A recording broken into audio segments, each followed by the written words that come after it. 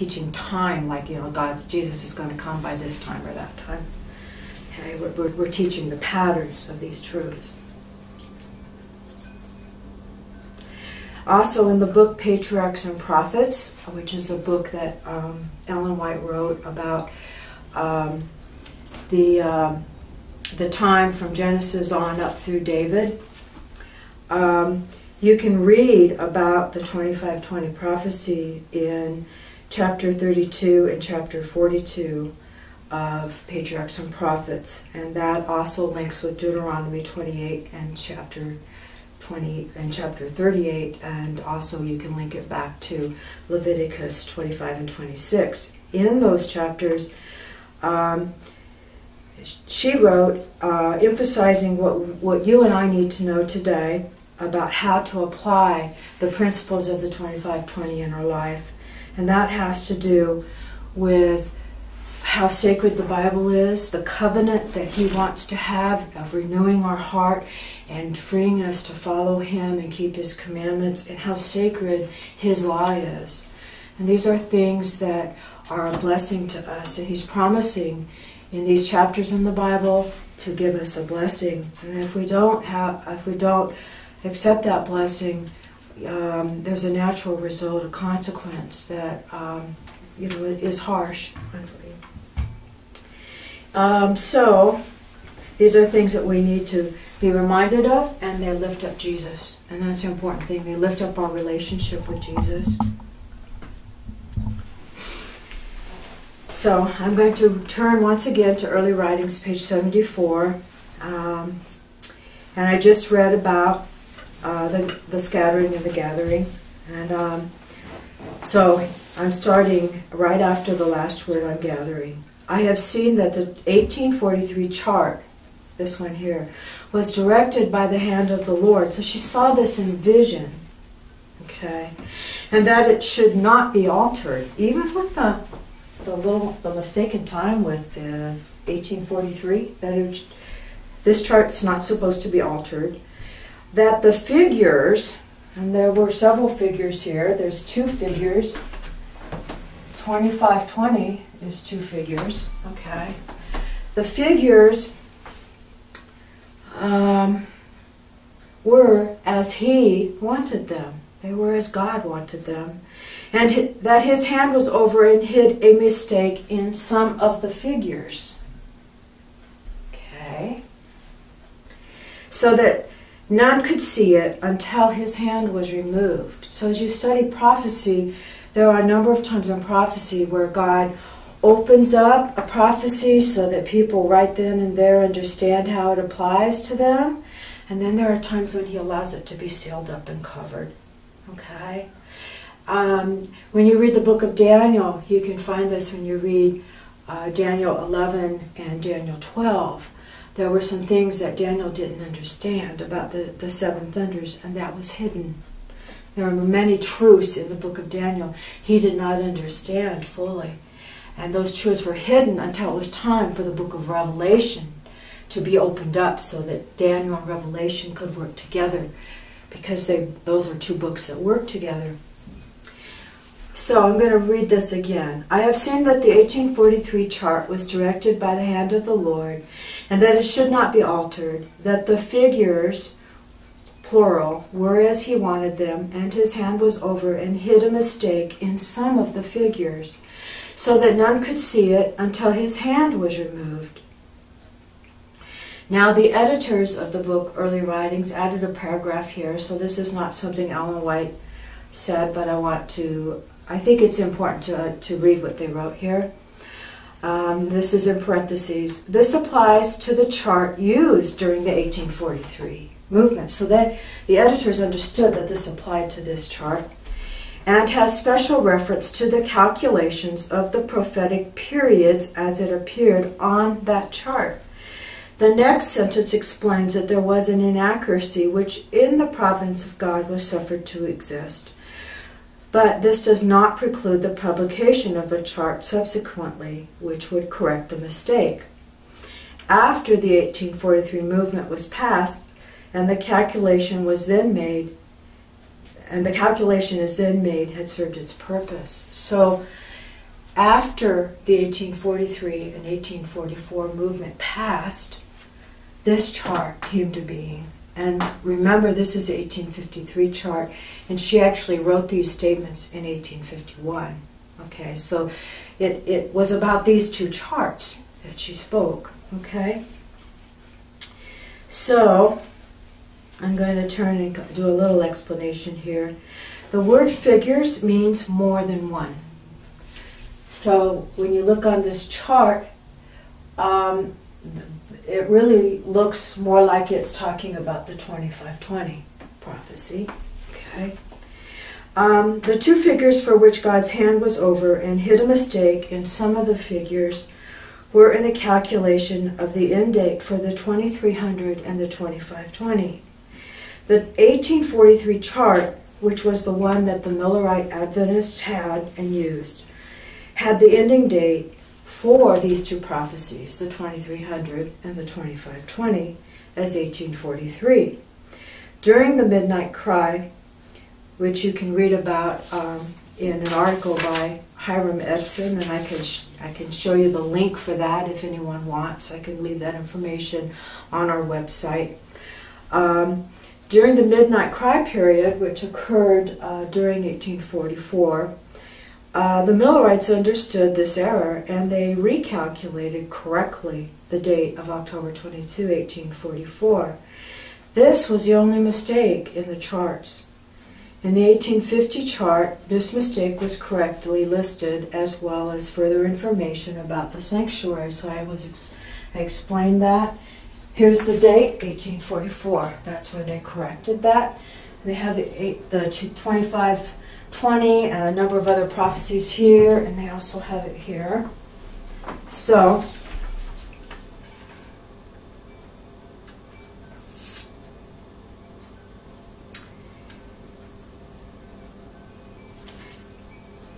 in the 1850 chart, this mistake was listed and corrected, and the sanctuary was light that God gave after the great disappointment of October 22, 1844. So, after this time period, here was this group of people, the Millerite Adventists, and they came to understand these truths about the sanctuary, about the Ten Commandments, about the Sabbath. They also were a group of people who were very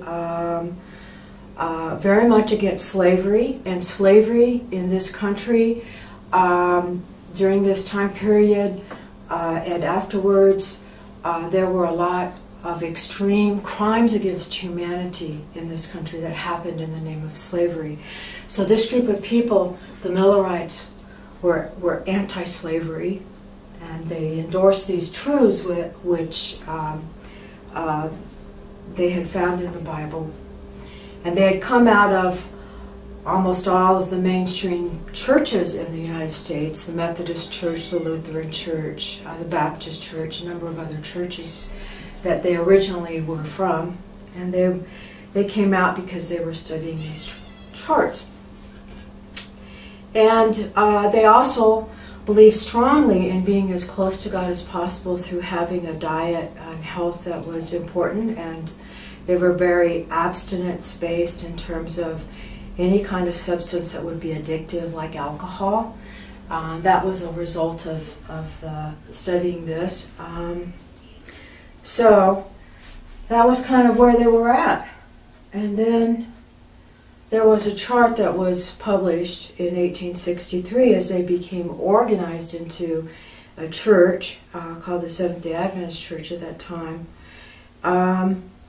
And there was no statement that Ellen White said about how God showed her in vision that the 1863 chart was endorsed by God's hand, or how it had been, was actually a chart that was in the Bible. Okay? So I want to explain a few things about the thing with charts, okay? Most of you won't be able to see this, and I'm going to try to post it on our website. But this is a chart that came out in 1842. And on this chart, it has both the 2520 and the 2300 and the 2450 that I was talking about. Now, I like this chart. I remember being shown this chart when I was a young teenager, and I remember a farmer explaining to me how the Millerites came to understand this because they were farmers. And I really like this chart, and I believe that it's true. But when this woman who had visions saw the charts that God endorses, she didn't see this chart. So I might personally like this chart and believe what it says, but it's not the chart that God showed her in the Bible, okay? And so after this time period, there was another chart that was rewritten called the 1863 chart. That chart took all the Bible texts out of here. So like when a common person would look at those charts, they would see some figures, but they wouldn't have the text so that they could go and read it in their Bible. It took out some of the prophecies from these charts. It took out the information about the sickle angels at the end of Revelation chapter 14. So there was a lot of information missing. It doesn't mean that what's there was not correct, but it was missing some very key information. So I just wanted to point that out as we're considering studying these prophecies. So when this happened, Ellen White, who was given visions from God, was not instructed by God to criticize or point fingers at people when they did this. So once again, here were these truths that were hidden or sealed up, just like happened in Daniel's time. Okay?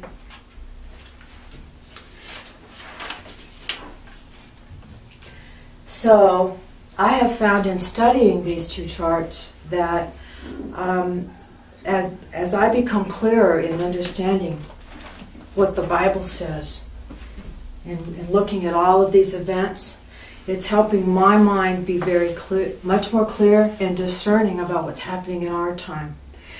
This is a time when Jesus is coming and there's great evil in the world.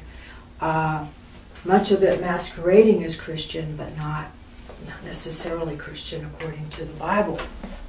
Okay? So, I'm going to come to the last two paragraphs on Early Writings, page 74.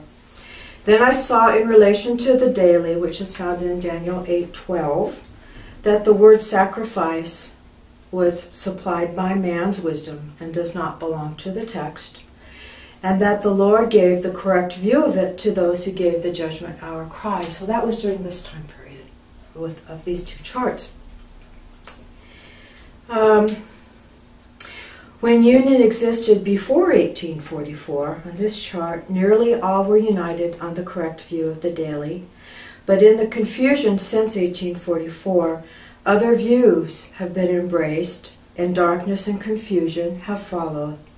Time has not been a test since 1844, and it will never again be a test. So I'm going to read this text in Daniel.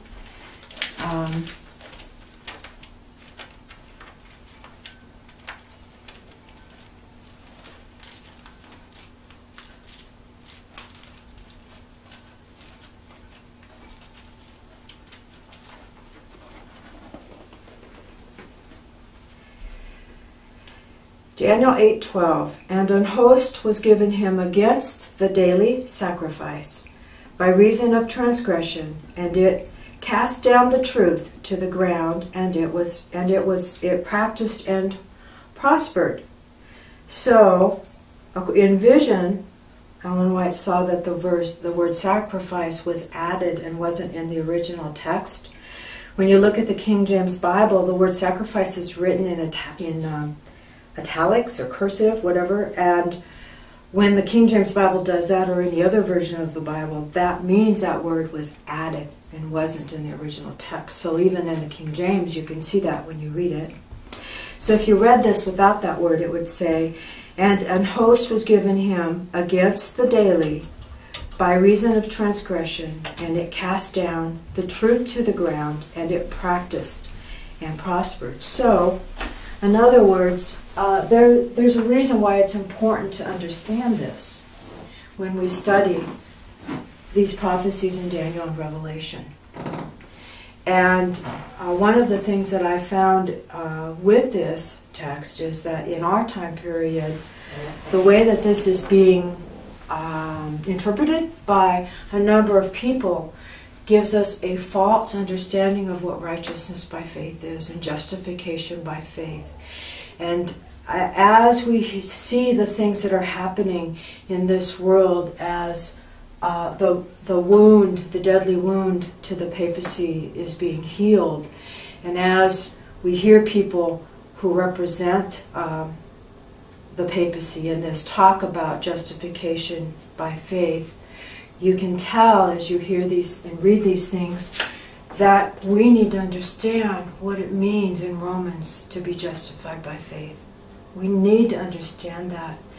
And if we don't, that's going to be an issue that Satan can attack us with and deceive us about.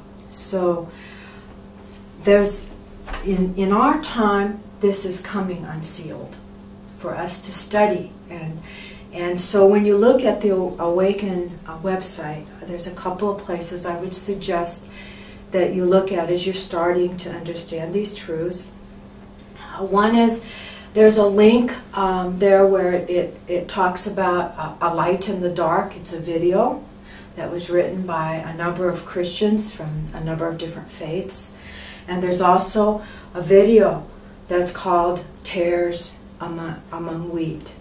And both of those videos explain a lot about this history here that happened within the Christian church, and how the Bible was covered up, and how even during the 1844 time period there were efforts to cover up the correct translation of the Bible, and how and also that talk about how the Christians were persecuted during the time of papal Rome. This is important for us to understand because these things are going to repeat themselves with some additional things that are going to be happening that God's told us about in His Word.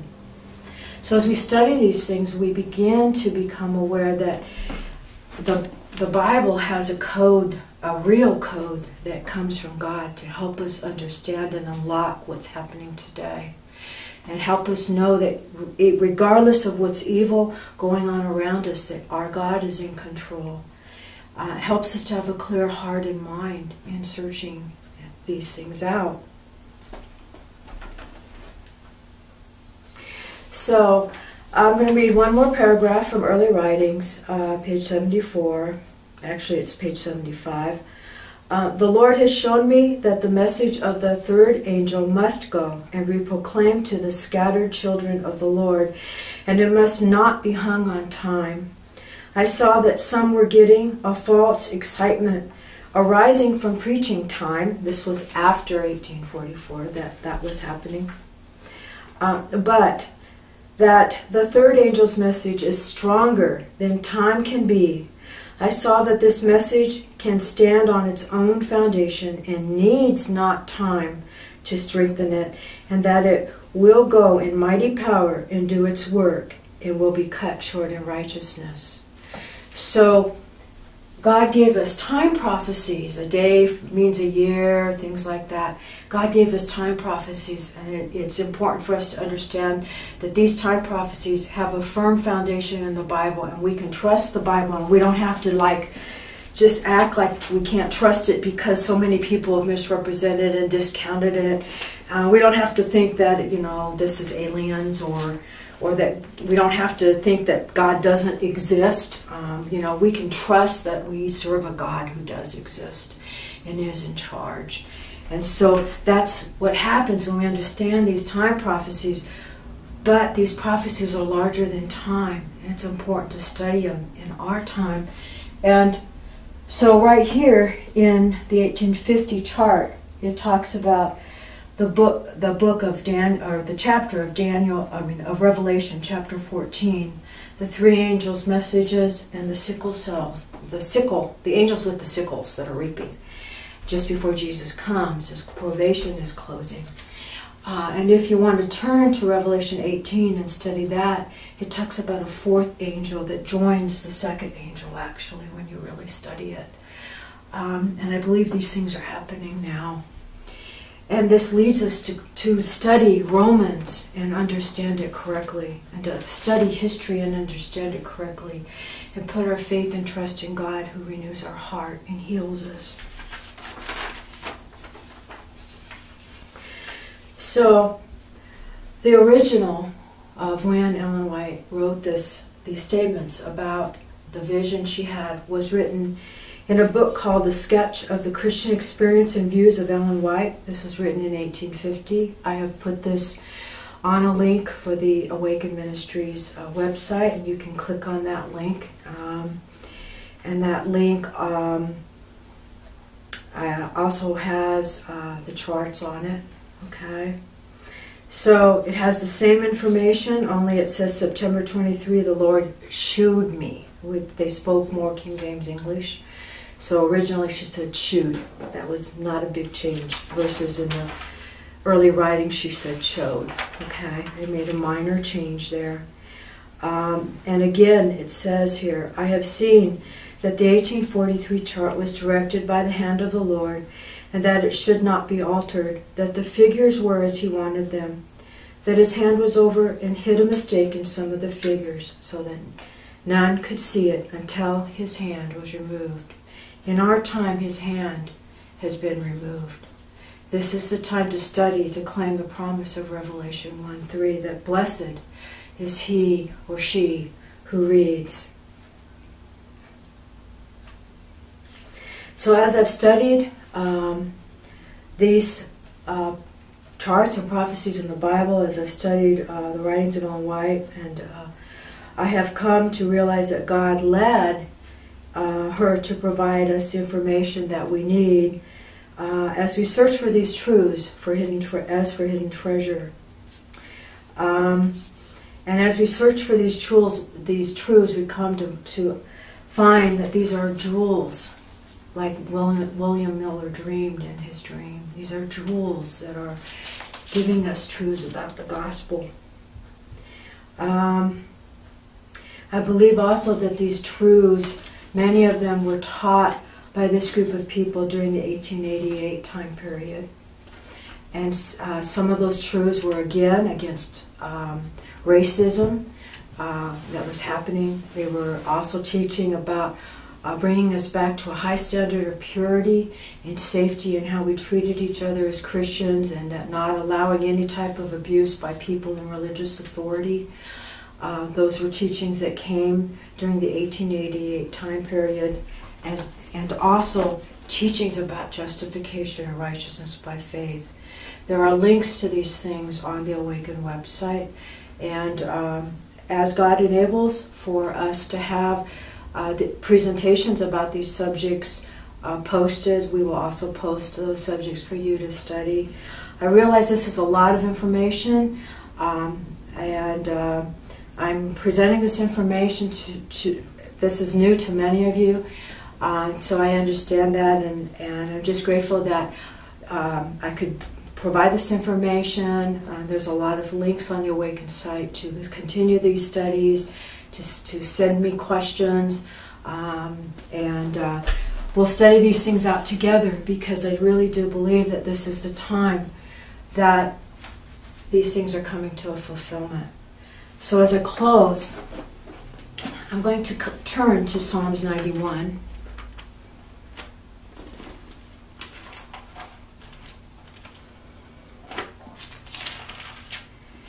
And I have a reason for doing this, because it's a serious time in history when we see the things happening around us. We know that there's trouble in the world and that it will only get worse, but I also believe that we have a time where God's light is going to shine in a marvelous way before it gets worse, okay? Or as it's getting worse, as prophecy is being fulfilled. Psalms 91. He that dwelleth in the secret place of the Most High shall abide under the shadow of the Almighty. I will say of the Lord, He is my refuge and my fortress, my God, in Him will I trust. Surely He shall deliver thee from the snare of the fowler and from the noisome pestilence. He shall cover thee with His feathers, and under His wings shalt thou trust. His truth shall be thy shield and buckler. His truth, the truths that we find in prophecy in the Bible, will be the armor found in Ephesians 6 to guard and guide and protect our heart and our mind from delusions and false teachings and false prophets in this time. Thou shalt not be afraid for the terror by night, nor for the arrow that flieth by day, nor for the pestilence that walketh in darkness, nor for the destruction that wasteth at noonday. 1,000 shall fall at thy side, and 10,000 at thy right hand, but it shall not come nigh thee. This whole chapter is a promise to us as we study these truths and as we see prophecy fulfilled. I'm going to have prayer with you, but just before that, I'm going to sing a scripture song that is within the first 2 verses of Psalms 91.